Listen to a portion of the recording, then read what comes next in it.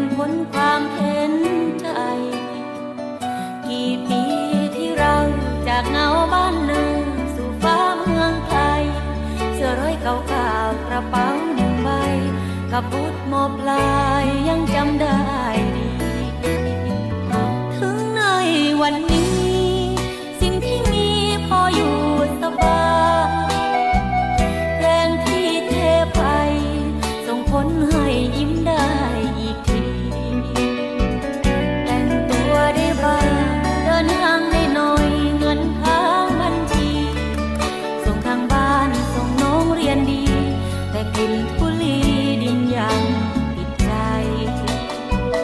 ความสุขสบายก็อาจละลายภาพในความจำข้าวเหนียวส้มตำเป็นแขกประจำกับข้าวยามบ่ายเมืองใหญ่เมืองนี้เป็นเวทีสู้บ่ได้เป็นที่อยู่ของใจบ้านเฮาร่มเงาป่าไพรยังเป็นจุดหมายที่ใจร่ำหา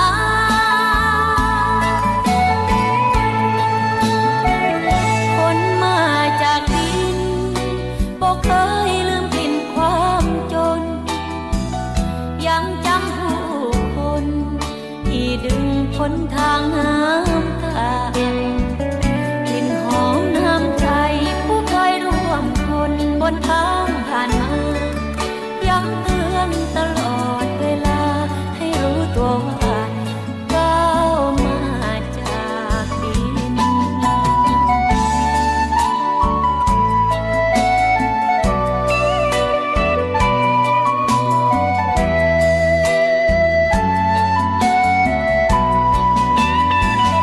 ความสุขสบายก็อาจละลายภา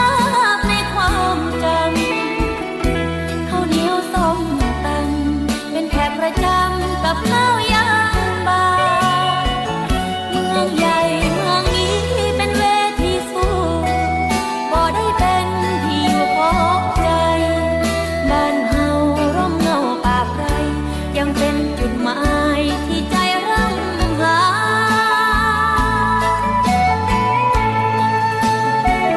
คนมาจากดินบ่เคยลืมกลิ่นความจนยังจำผู้คนที่ดึงพ้นทางน้